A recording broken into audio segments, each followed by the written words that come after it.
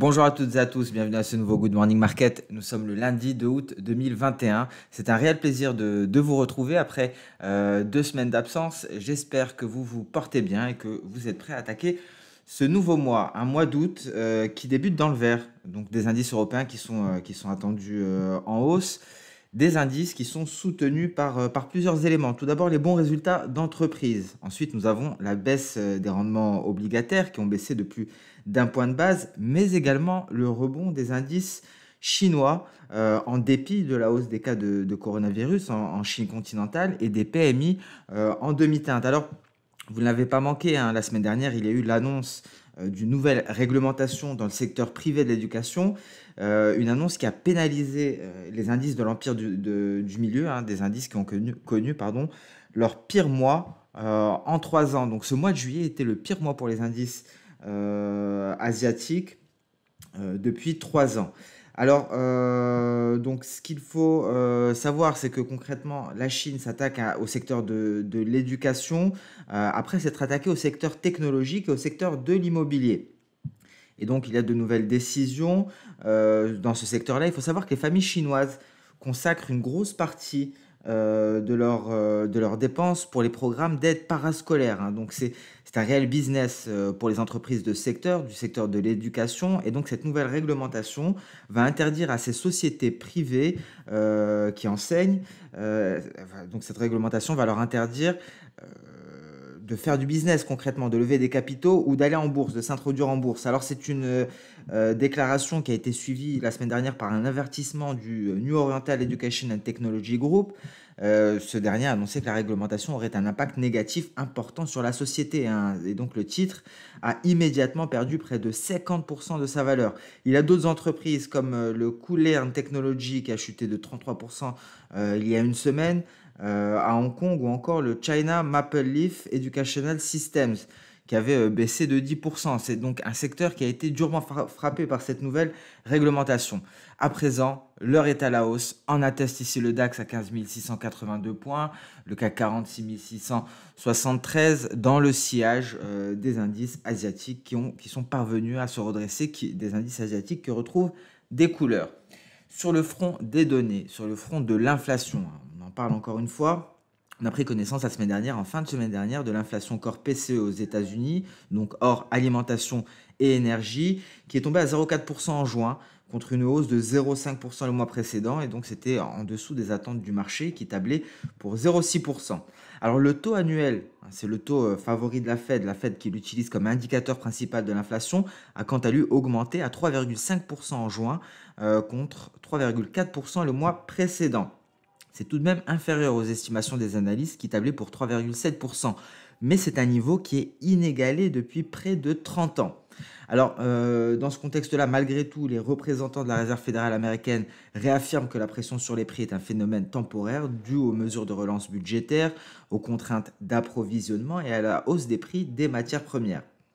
Ça va tout de même un petit peu dans le sens, hein, de la Fed, de ces propos-là. On l'a assez entendu, la hausse des prix pourrait être temporaire et donc justifier le maintien de la politique monétaire actuelle. Alors, la semaine dernière, Wall Street a terminé en territoire négatif. Ce qui nous aura marqué, c'est la chute d'Amazon qui avait perdu cédé 7,6% en manquant les attentes en termes de revenus, et Amazon qui a annoncé anticiper une décélération de ses ventes au cours des prochains trimestres. Malgré cela, le S&P 500 a réussi à terminer en hausse pour le 6e mois consécutif. On notera également aux États-Unis qu'un accord sur les infrastructures d'une valeur de 1000 milliards de dollars a été présenté au Sénat américain et pourrait être voté en fin de semaine. Une fin de semaine qui sera d'ailleurs marquée, hein, je tiens à vous le rappeler, par les chiffres du NFP, hein. Ces chiffres du NFP pourraient réveiller le marché en ce début du mois d'août, hein, comme chaque premier vendredi du mois. Sur le volet des matières premières, il y a eu du mouvement également, notamment sur le café. Le café qui s'était lancé dans un rallye sauvage, hein, si je puis dire. Bah, le café a perdu plus de 8% vendredi. Il est passé sous la barre des 180 cents la livre. Il y a eu des derniers rapports, hein, concernant les gelées à venir qui indiquaient un impact limité sur les cultures de café. Il y a eu des températures tout de même plus basses, hein, ce week-end qui ont été enregistrées, mais seulement dans certaines régions du Minas Gerais au Brésil, qui est une région où on produit énormément d'arabica. Donc voilà pour le café, hein, un café qui rend ses gains, un café qui se replie considérablement. On notera, concernant le pétrole, les États-Unis et le Royaume-Uni accusent l'Iran d'avoir attaqué un pétrolier israélien au large des côtes d'Oman la semaine dernière. Et ce qu'on notera également sur le front de la pandémie, selon Telegraph, le Royaume-Uni proposera des vaccins de rappel à 32 millions de personnes en septembre. Donc voilà pour le contexte de marché. Un contexte plutôt chargé, on retrouve des couleurs, on le voit ici sur les indices. On va d'ailleurs détailler cette vision de marché des indices boursiers. Sur le Nikkei, on évolue toujours hein, dans l'enceinte de ce canal baissier. On est parvenu à rebondir sur les 27 575 points. La prochaine résistance est à 28 122. On passe directement sur le DAX. Alors le DAX qui retrouve des couleurs, qui lui rebondit sur le seuil psychologique des 15 600 points. Alors ici, la cible, bien entendu, c'est cette résistance, cette borne supérieure du précédent range aux portes des 15 800 points, aux alentours donc des 15 790 environ. C'est la résistance à aller chercher, c'est le niveau à franchir pour espérer aller chercher de nouveaux records historiques. Donc du vert en Europe, ici on le voit en données H4, un signal d'achat, un beau signal d'achat, on sort du drapeau et donc on pourrait aller donc poursuivre le mouvement haussier, pourquoi pas aller chercher une hausse de 2,5% selon l'analyse technique classique. Donc un DAX attendu en hausse. Il y a plusieurs résistances, on retrouve ici en intraday également les 15 750 points, mais si on franchit les précédents sommets, hein, on pourrait gagner 1,5% supplémentaire à partir des 15 800 points. Donc très intéressant parce que on pourrait aller chercher de nouveaux records historiques, hein, au vu en tout cas de cette configuration graphique. Ici, nous avons tout de même un bel objectif théorique au sorti de cette figure. La figure chartiste la plus intéressante que j'ai réussi à retrouver sur les indices, c'est sur le Nasdaq. Alors pas en données journalières. En données journalières, on le voit, on est allé chercher la Tenkan, on se redresse au-dessus du seuil psychologique des 15 000 points, un seuil très important. Et donc, on retrouve une cible ici aux alentours des 15 209 points. C'est un retracement externe de Fibonacci à 161,8%. C'est la cible qui nous est donnée en journalier. On le garde en tête, 15 200 points. Très intéressant ici en données H4. Vous voyez, nous avons un fanion. On est en train d'en sortir par le haut. Et ça, c'est un signal de hausse. Une hausse qui pourrait se poursuivre. Hein. On pourrait donc poursuivre la tendance haussière qui avait débuté ici, très exactement le 19 juillet. Donc, on va essayer de déterminer plusieurs objectifs à partir de ce graphique H4. Alors, ça tombe bien car je n'ai pas beaucoup travaillé mes graphiques, je me suis remis dans le bain hein, depuis hier, mais on va faire un petit travail ensemble ici, par exemple sur le Nasdaq, au vu de cette configuration assez intéressante, une configuration en fanion. On est donc en train de casser la borne supérieure. C'est un signal d'achat. Le mieux est d'attendre la clôture de cette bougie dans 2h45.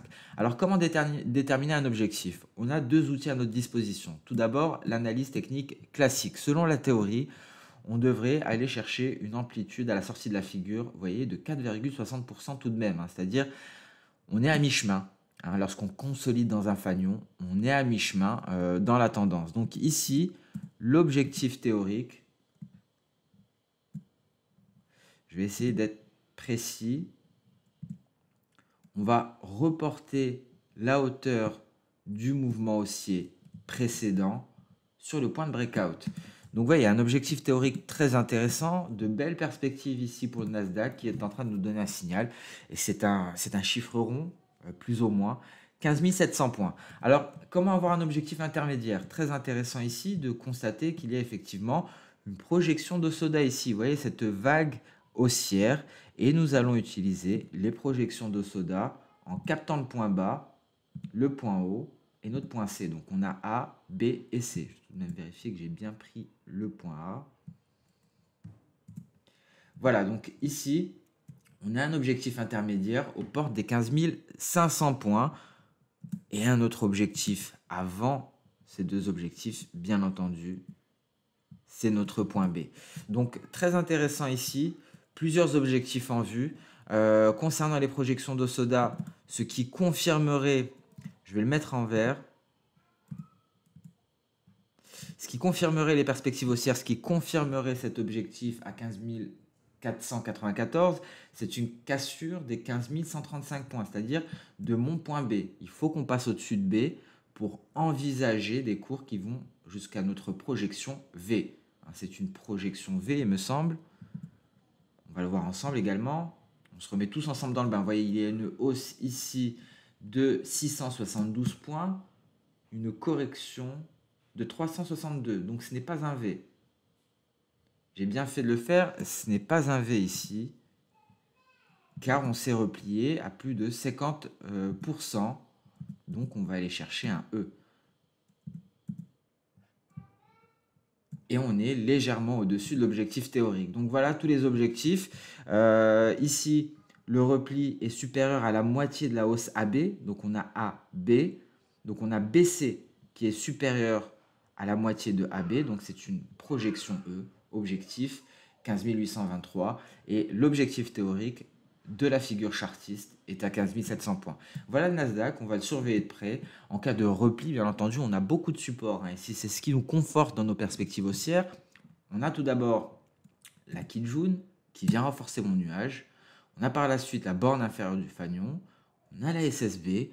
Et enfin, en dernier ressort, nous avons cette moyenne mobile simple à 200 périodes. C'est une, pour ceux qui suivent le Good Morning Market depuis longtemps, c'est une moyenne mobile que l'on utilise depuis assez longtemps. Souvenez-vous, c'était notre résistance ici. La cassure était un signal d'achat, la cassure à la baisse était un signal de vente, et ainsi de suite. Vous voyez ici ce beau signal d'achat. Lorsque l'on est repassé au-dessus, depuis, on a eu tout de même une belle progression. Donc c'est une moyenne mobile qui compte beaucoup pour le Nasdaq, un Nasdaq qui nous donne un signal d'achat, et on a détaillé ici les différents niveaux et le raisonnement. En données intraday, c'est la même chose, on le voit ici, ce fanion. On a une sortie de nuage par le haut ici avec une Chikou Span qui est libre, qui s'est affranchie de son dernier obstacle, c'était cette bougie rouge. Donc signal d'achat Ishimoku également en données H1. Qu'en est-il du S&P 500? On est en range, il faut attendre la cassure de la borne supérieure de ce range, et la borne supérieure c'est simplement les records historiques. Donc voilà concernant le S&P 500, comment avoir un objectif, encore une fois. Les projections d'Osoda nous seront d'une très grande aide. Et là, il n'y a aucun doute, c'est un V. C'est une projection V que l'on va aller chercher. Alors, pour nos nouveaux auditeurs, si vous avez des questions concernant les projections d'Osoda, n'hésitez pas à le faire en commentaire. Ici, l'objectif 4470 pour le S&P 500 en cas de cassure de la borne supérieure du range. Même topo, concernant le Dow Jones, on va le voir déjà en H4, vous voyez le range, il faut casser la borne supérieure. Souvenez-vous, on parlait de l'éventualité d'un triple top. Ça a été invalidé. On s'est replié certes, mais on n'a pas cassé la ligne de coup à 33 500 points. Dans ce cas-là, effectivement, on serait allé chercher les 32 135.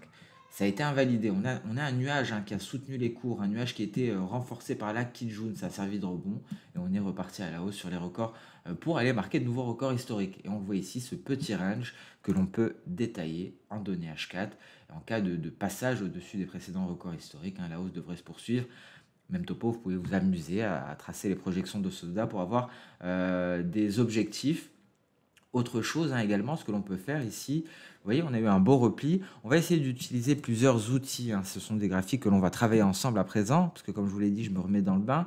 Ici, on a eu un beau repli, donc on peut utiliser les retracements de Fibonacci. Et donc, on va avoir des retracements externes, et on a un objectif à 35 337 points. Retracement externe de Fibo avant les 161,8% à 35 805. Donc à suivre, on va suivre avec grande attention les indices. On voit ici la tentative de sortie du range, sortie par le haut. Le Russell 2000 tente également de s'affranchir d'une résistance pour peut-être aller chercher les 2260 avant les 2275 points. Le Bitcoin, très intéressant, on avait parlé du dead cross, finalement on est parti à la hausse, on a intégré le nuage, il y a eu un gap de rupture, voyez-le ici, on sort du nuage par le haut, on est en train de se replier, il y a un trou d'air ici, donc prudence, il pourrait y avoir un repli avant une tentative de reprise, et pourquoi pas un test de cette moyenne mobile simple à 50 périodes. Ici le range est plutôt large, il est délimité par deux moyennes mobiles, la moyenne mobile 50 périodes et la moyenne mobile à 200 périodes. Donc concrètement, hein, le mieux serait d'attendre la cassure d'une de ces moyennes mobiles pour entrer en position. C'était un signal d'achat, hein, la cassure ici de la moyenne mobile à 50 périodes, mais on était dans le nuage, donc assez difficile d'intervenir. On en sort par le haut, le signal n'est pas validé par la Chikuspan. Et d'ailleurs, cette semaine, on va essayer d'ajouter à nos analyses quotidiennes d'autres crypto-monnaies comme il était convenu avant mon départ en vacances. On passe sans plus tarder sur les matières premières. Le gold qui a bénéficié, les métaux précieux ont quelque peu bénéficié du repli du billet vert. Mais voyez ici, on a fait face à une importante résistance. Encore une moyenne mobile simple qui compte. La moyenne mobile à 50 périodes. Pour le gold, ça a été une grosse résistance. On se replie à son contact. Donc, on invalide, on rejette la traversée du nuage. On avait un twist même qui pourrait en faciliter le franchissement. Mais la moyenne mobile 50 a fait office de résistance. C'était le dernier rempart avant les 38,2% ici à 1837. Donc repli, on va chercher peut-être le seuil psychologique à 1800 dollars l'once, juste avant ce palier de Kijun à 1791 dollars. En données intraday, vous voyez, on tente une traversée du nuage et ici, si on passe sous les 1795, c'est un signal de vente qui pourrait être validé. Donc on garde un œil également sur le gold, le silver qui a rejeté à maintes reprises l'intégration du nuage pour aller se replier et rechercher les 78,6%, qui s'est redressé grâce au repli du billet vert. Grosse résistance, retracement de Fibo à 61,8%, l'un des plus puissants, renforcé par la Kijun en palier. Ce sont les 25,60 $ environ. Et donc ici, le prochain support est à 24,80. Les pétroles, on est en repli aujourd'hui. Souvenez-vous, avant mon départ, on n'avait pas connu ce repli-là. Et la cassure des 70-76 a effectivement été un signal de baisse. Et on est allé chercher ce niveau des 66,38. Ça a contenu le repli. C'était une précédente résistance, la borne supérieure d'un précédent range, hein, souvenez-vous. C'est ce qui a contenu la baisse et depuis on ne cesse de retrouver des couleurs. L'OPEP+, qui est revenu donc en soutien. Et on a une grosse résistance ici sur le pétrole WTI, c'est ce palier de SSB. À 73,88 environ, on en a rejeté la cassure. Donc je pense que pour entrer à l'achat sur l'or noir, sur le WTI, il faudra attendre un franchissement ici des 73,88, plus largement un passage au-dessus des 74 dollars. Le café, ça a été assez impressionnant, cette hausse, et on est en train d'effacer la plupart des gains. Si on parvient à casser la Kijun, c'est retour à 166, hein, donc prudence ici, on s'attaque au support à 180 cents la livre. Si ça casse, on va chercher les 166. Le copper, on est toujours dans ce petit canal haussier. Est-ce que c'est un drapeau? Est-ce que c'est un canal haussier? Donc ça reste à voir. En tout cas, on pourra en sortir par le bas pour aller chercher les 8550. Donc prudence sur le copper qui est tout de même scotché à la borne supérieure de ce drapeau ou canal haussier, hein. Je vois plus un drapeau pour ma part. On passe à présent sur le marché d'échange avec donc un biais vert qui s'est fortement replié, qui est en train de se stabiliser aux alentours des 92. On le voit ici en données intraday, on se stabilise sur la Tenkan, hein. Il y avait eu un signal de vente qui nous avait été donné ici, validé par la Chikuspan. Ça en est suivi un repli conséquent pour aller chercher des niveaux qui dataient donc de la fin du mois de juin. On se redresse et on est en repli à l'heure actuelle. Alors on se stabilise également pour l'euro-dollar sur les 23,6% aux alentours de la Kijun. Attention, si on venait à casser ce support, ce qui impliquerait donc un retour en force du biais vert. Si on venait à casser ce support, ce serait un retour vers les précédents creux aux alentours des 1,1760, dernier rempart avant le seuil psychologique des 1,17. Donc tout l'enjeu pour l'euro-dollar, c'est de sauvegarder cette zone de support, retracement de Fibo à 23,6%, renforcé par la Kijun et la Tenkan, pour tenter d'aller chercher les 1,1950. Alors, GBP-USD, c'est très intéressant sur le GBP-USD, souvenez-vous ce double top, et ici on avait tracé une projection d'Osoda. C'est très précisément ce qu'on est allé chercher. On n'est pas allé jusqu'à l'objectif théorique du double sommet. On a rebondi par la suite. Et vous voyez, on rejette le nuage. On refuse de le franchir malgré un twist. Un twist que l'on avait marqué hein, tout de même avant mon départ, il me semble. J'ai retrouvé cette ellipse jaune ici.